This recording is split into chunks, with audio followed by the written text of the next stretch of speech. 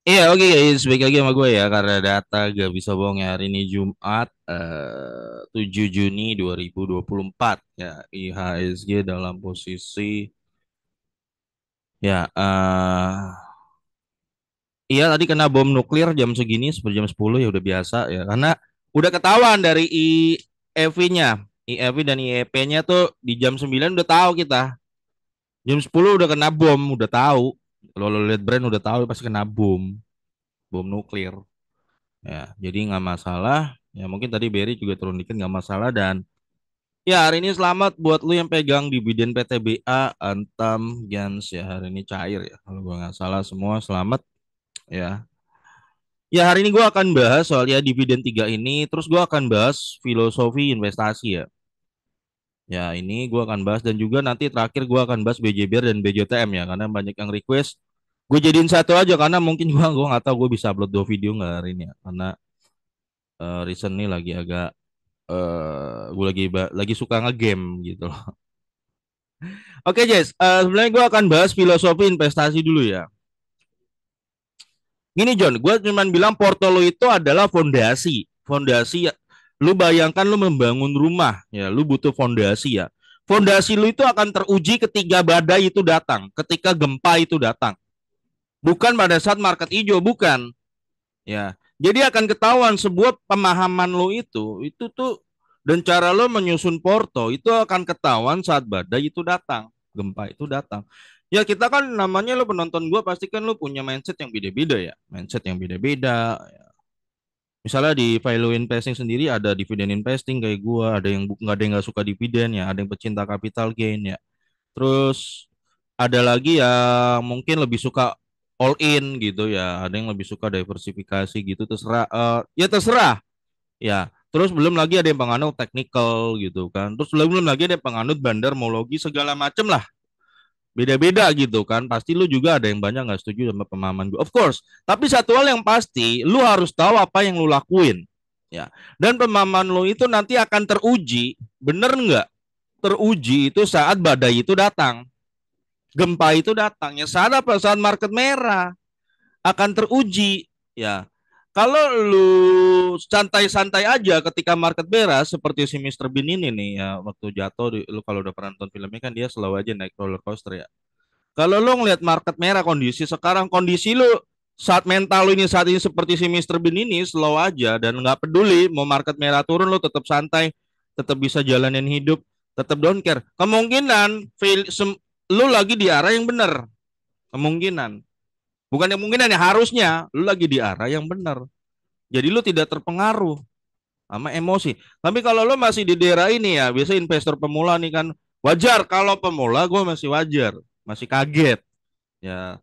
Tapi harusnya nanti dia malah harusnya nih lu kalau pemula lu harus dalam 2 3 tahun ini atau 4 tahun nih lama-lama lu harus membiasakan diri sampai lu bisa jadi kayak begini gitu loh. Ketika hadapin market merah, lu santai. Kenapa? Market merah akan selalu datang. Tidak mungkin market tuh hijau mulu, John. Ya. Nah, yang miris adalah kadang kita menemukan yang miris ini, ya, orang yang sudah bertahun-tahun di bursa, berpuluh tahun bahkan ya, tapi masih terus seperti ini loh, kena FCA langsung, wah takut gitu loh. Itu yang sangat kita miris gitu, sangat miris sebenarnya, sangat miris lu John kalau begitu. Ya, gue yakin ya trader profesional pun yang pakai teknikal, dia pasti nyisihin berapa persen portonya untuk saham-saham defensif yang fundamental ya. Contoh, temannya Pak LKH itu ya, yang namanya Pak Hayanto itu, dia itu pemegang terbesar saham PT 2, ya punya hampir 1 triliun di situ. Ya. Dia Pak Hayanto ini suka trading, lu bisa lihat suka trading sana sini, tapi dia punya nggak saham defensif? Saham-saham berfundamental bagus punya, itu buat jaga-jaga. Ya makanya di kondisi sekarang apakah dia teriak-teriak di sana? Gua rasa nggak nongol suaranya dia kan. Apakah dia teriak-teriak? Enggak. Artinya apa? Orang kan harusnya semakin semakin tahunan di bursa harusnya mental lu semakin terasa harusnya lu semakin jadi seperti dia entah apa kalau penganut teknikal apa kalau penganut bandarmologi atau lu penganut value investing ya atau dividen investing harusnya mental lu semakin terasa ya, ya sangat miris kalau Udah berpuluh-puluh tahun masih seperti ini gitu loh, si cewek ini nih. Ya setiap mau turun lu begini terus gitu loh. Ya nggak mau berubah, nggak mau merubah mindset itu. Kalau menurut gua kita harus dinamis ya dan fleksibel. Kalau memang ada salah ya sedikit belok-belok nggak apa-apa. Tapi kan gue jumpain biasanya orang yang suka berubah, yang susah untuk berubah, yang sering loss itu, dia mindsetnya kaku. Ya memang sih itu kalau IQ nggak dilatih emang gitu emosional. Dia kaku karena kan dia merasa dia gue udah paling bener, nggak mungkin salah gue. Lu coba lu perhatiin nih, yang suka loss ya, yang suka suka loss habis itu bilang ini BI ini OJK gimana sih BI ini, mana perlindungan terhadap info. Coba lu cek ya. Lu cek ya, mereka tuh pemahamannya gini, John. Gue udah perhatikan banyak orang sama. Mereka tuh merasa mereka paling pinter, tidak mau belajar lagi. Karena gue paling pinter, metode gue udah pasti paling bener, udah pasti paling bener. Kalau gue loss, itu yang salah eksternal. Dia nggak pernah mau nyalain diri dia. Kalau gue loss, itu adalah salah BI dan OJK yang curangin gue. Dia tidak pernah berpikir, mungkin aja pola pikir gue yang ngaco. Mungkin nggak mau dia introspeksi situ, nggak mungkin. Ya dia selalu begitu, udah gue perhatikan itu banyak orang, udah gue perhatikan sama, punya cirinya sama. Gue udah paling bener pahaminnya begini, udah paling bener. Ya kalau gue loss nggak mungkin karena gue pinter, gue nggak mungkin salah gue karena gue pinter. Ini pasti salah BI dan OJK, udah pasti itu, udah pasti. Terus dia nggak pernah mau introspeksi di dalamnya, ya nggak mungkin. Dan dia suka generalisasinya begini. Kalau gue loss di bursa, tidak mungkin ada yang cuan di bursa ini. Kenapa? Karena gue yang paling pinter. Gue yang pinter aja los, berarti lu semua los. Nah, makanya habis itu dia nanti akan ngepost gini, ngepostnya biasanya gini. Udahlah, kalian tidak akan mungkin cuan di bursa ini, ya enggak. Bursa ini adalah bursanya para perampok ya. Lu perhatikan ya. Tapi nanti lu cek histori dia beli sama aja biasanya gorengan. Itu udah gue pantau, orang-orang udah gue pantau aja. Maksudnya udah bukan satu dua gue ngeliat pola yang sama ya. Nah, jadi untuk kita kita tuh kalau menurut gue ya, kita tuh harus berpikir dinamis juga, dinamis. Gue pun juga masih dinamis gitu loh. Jadi kalau misalnya memang gue ada yang salah dikit, gue kan koreksi-koreksi di mana ya gue yang salah pemahamannya tata ya gue akan koreksi juga, mengikuti gitu loh. Jadi fleksibel, dinamis, tidak kaku, tidak raku ya begitu kan. Jadi terujinya lu hari ini John, terserah lu mau nganut paham apa nih yang lu nonton video gue ya. Apakah kan ada kan yang nganut misalnya dia sukanya begini, dia beli pas sahamnya di X date. Nanti dia beli pas saham jatuh, nanti pas kum date lagi ke depan kan harga naik, dia jual di situ, dia nggak ngambil duit. Ada yang kayak gitu juga nggak masalah, yang penting lu tahu lu lakukan apa yang lu lakukan. Demikian juga ada yang trader pakai technical, dia tahu apa yang dia lakukan ya nggak masalah dia. Tapi gue yakin trader pro pun pasti punya saham defensif kayak Pak Hayanto aja punya gitu loh. Ya makanya ketika kondisi gini ya gue yakin dia gini-gini aja meskipun dia seorang trader gitu ya. Demikian juga harusnya penganut bandarmologi pun juga harusnya pasti punya saham defensif. Pasti semakin lu tahunan di bursa, lu tahu namanya namanya naik turun itu fluktuatif, sulit untuk diprediksi. Sulit untuk diprediksi dengan tepat gitu kan. Ya otomatis perlu perlu namanya manajemen resiko, udah pastilah manajemen risiko. Ya alangkah lucunya ya kalau kita udah puluhan tahun di bursa, tahunan, puluhan tahun, tidak ada manajemen risiko, sukanya resikonya itu gede banget gitu loh. Sampai all in di saham gorengan gitu loh. All in atau lu taruh mayoritas portfolio di situ. Ya ketika kekunci, berat, rame-rame keluar nggak ada yang mau beli. Marah-marah ya, manajemen resikonya di mana loh. Ini kalau dilakukan oleh pemula mungkin kita bisa maklumin ya. Kalau dilakukan oleh si pemula ini yang kanan ini, kita bisa maklumkan namanya dia pemula. Tapi kalau yang dia bertahun-tahun itu gimana gitu loh ya. Bahkan kan ilmu main gorengan aja ada ilmunya. Kalau kita mau meluangkan waktu untuk belajar gitu ya, sedikit memberikan kup telinga gitu kan.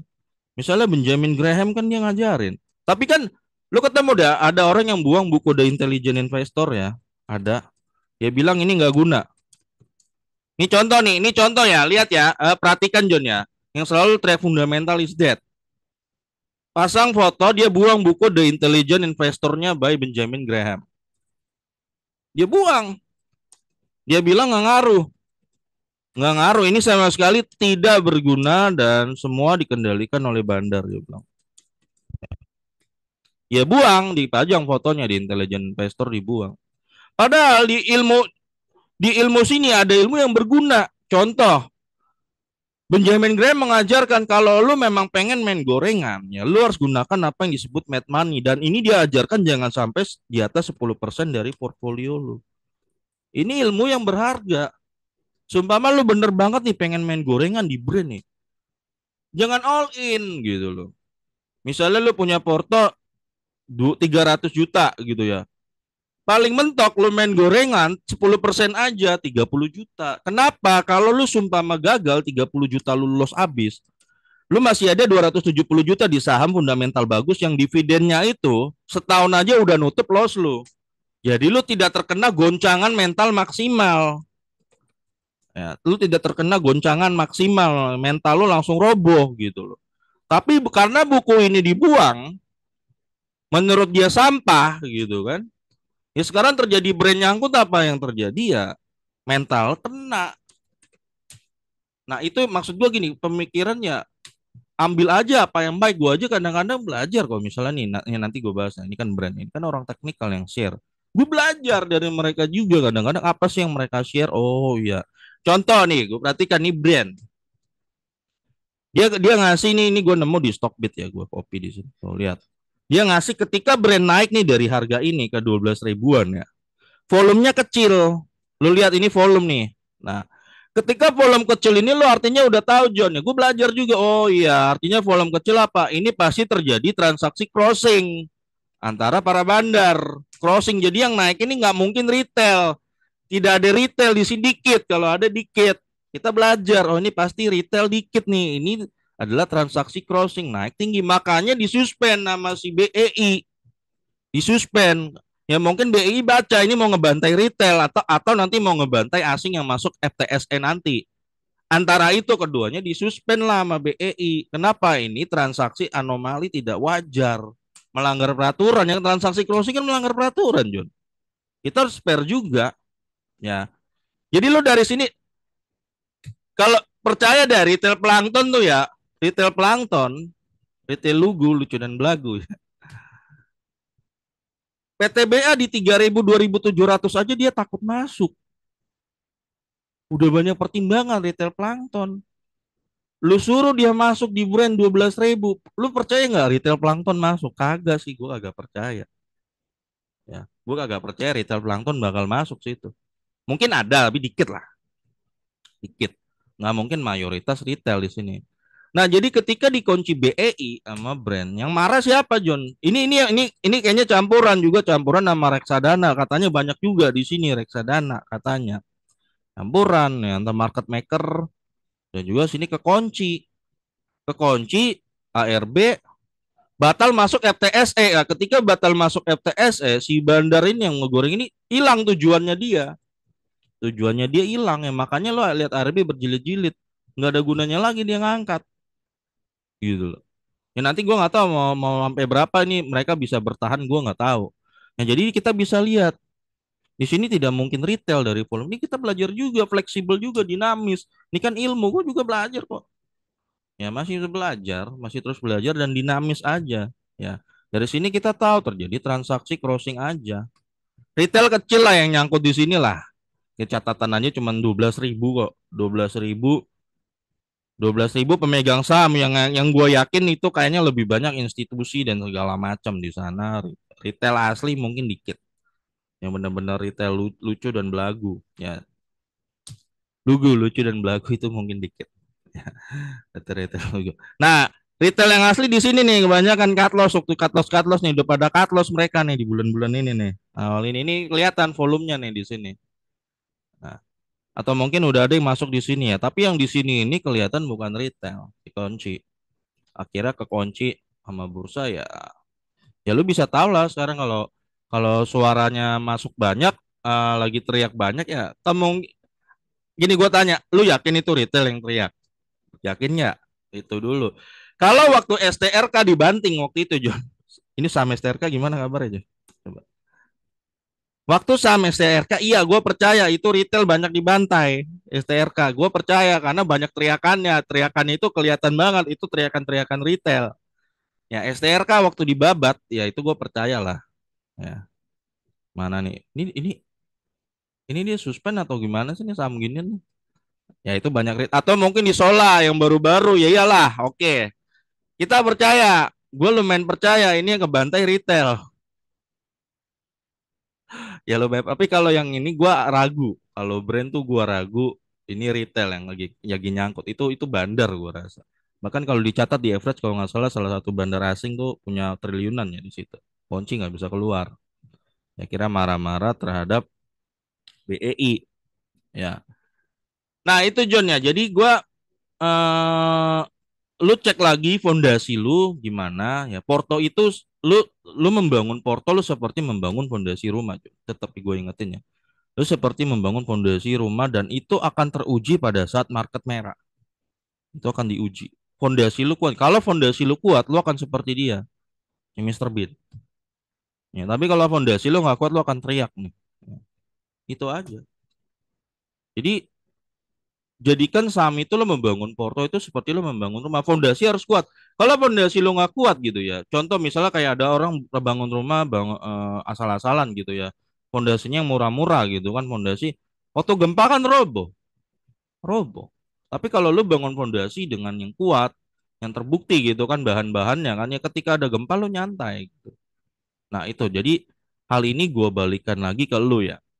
Nah makanya ketika itu brand kan ya kalau balik ke brand teriak-teriak ya sebenarnya yang gua agak miris sih teriak-teriaknya mengatasnamakan retail padahal kayaknya retailnya yang nyangkut cuma dikit gitu di sini ya. Ya sekarang contoh hari ini retail retail PTBA ada 119.000 hari ini mereka loncat-loncat dapat dividen ya. 2 hari lalu retailnya Adro juga 100 ribuan gitu. Ya kita nanya retail yang mana hari ini juga retailnya Games juga lagi happy dapat dividen sama retailnya Antam gitu kan juga dapat dividen ya. Pertanyaan retail mana yang dirugikan di FCA gitu. Atau jangan-jangan yang dirugikan FCA adalah bandar. Kalau menurut gue ya John di FCA itu gue sih netral aja dalam pandangan gue FCA ada atau tidaknya FCA nggak ngaruh. Kalau lu fokus di dividen pasti nggak ngaruh. Mau ISG 6.900 6.600 nggak ngaruh. Ya, kalau gue momen-momen yang paling gue tunggu ya hari ini ya ada dividen PTBA cair game cair gitu gue bisa F dan Antam itu cair 2 hari lalu gue nunggu dividen Adro setelah gue average ya tadi kalau nggak salah gue belinya Hexa sama oh ya gue Hexa sama Benny tadi ya. Gue nyimbangin jadi Benny gue juga mau nyimbangin biar lotnya sama sebanyak BRI dan Mandiri gue ngimbangin gue seperti membangun rumah fondasi gitu loh Joni jadi ketika badai datang tetap slow gitu loh ya tetap slow bangun fondasi lah. Jadi gue nganggap itu kayak seni gitu loh. Seni lu bangun rumah, bikin fondasi pelan-pelan santai aja ketika badai datang ya tetap nyantai. Nah, ketika gue udah selesai average itu semua ya udah go away. Mau market merah, hijau bodo amat gitu. Ya, market merah, hijau udah yang gue fokusnya di dividen. Nah, hari ini kan retail-retail itu happy ya. Ya itu yang gue miris adalah narasi terus-menerus dibawa seolah-olah ini yang nyangkut retail gitu loh ya. Sebenarnya John lu secara jujur lo harus gue pribadi netral ya soal FCA itu ya. Yang seperti gue bilang ada atau enggaknya FCA nggak ngaruh. Saham gue yang kena FCA cuma satu Toto. Ya, itu juga porsi gue masih kecil. Gue belum belum average average lagi ya. Tapi mungkin rencana kalau gue mungkin udah lebih banyak duit lagi mungkin gue mau average. Nah, Toto ini adalah bukti John. Bukti mau saham kena FCA selama fundamentalnya bagus, nggak bakal ARB 10% per hari terus kagak bakalan. Fundamental tuh menjaga. Ya jadi sangat keliru bilang fundamental is dead. Enggak fundamental menjaga terbukti ketika Toto kena FCA tidak ada ARB 10% 10% 10% nggak ada. Ya terbukti Toto kuat gitu loh.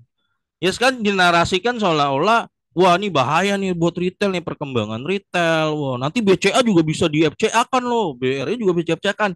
Nggak ngaruh mau BCA, BRI di FCA kan kagak bakal ngaruh. Nggak bakalan terjun 10% per hari. Nggak bakalan. Tahu dari mana John? Ini lu lihat Toto aja. Toto. Ya makanya sangat miris ya. Gue nggak tahu ya apakah ketika dengan mengatakan brand dan BCA itu kena BCA dan BRI itu kena FCA bakar robo itu bener hanya ingin me- maaf ya, itu benar emang hanya ingin membodohi retail atau memang itu benar-benar pemahaman sendiri, betul-betul pemahamannya dia seperti pemahaman dari ya pemahamannya seperti itu. Sangat miris loh kalau benar pemahamannya seperti itu loh kalau udah tahunan di bursa loh. Serius. Sangat miris kalau tapi kalau dia pemahamannya memang benar cuman mau bodohi retail ya gue bisa maklumin lah. Ya supaya retail kan mostly kan gampang dibodoh-bodohin kan. Mostly kan retail lucu dan belagu kan. Masih gampang dibodoh-bodohin. Oh iya juga nih ya. Wah, kalau BRI, wah ini gawat nih FCA nih kalau brand kena nanti BRI dan BC bisa di FCA kan dan nanti bisa roboh 10% dan asing bakal nggak berani lagi invest di ini. Wah, bener juga.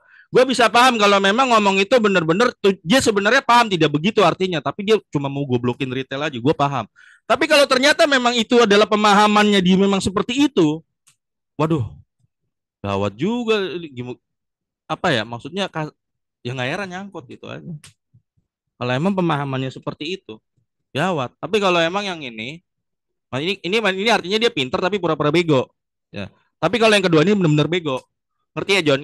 Kalau dia pemahamannya yang ini benar-benar bodoh. Sorry, dia pinter tapi pura-pura bodoh. Paham ya?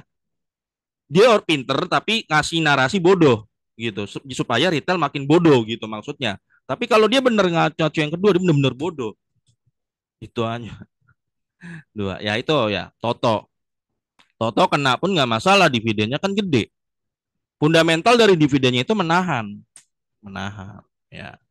Nah itu John ya, jadi nggak masalah mau ada FCA atau enggak. Nah balik lagi FCA itu sebenarnya kalau dipikir-pikir itu sebenarnya merugikan bandar, John. Merugikan bandar.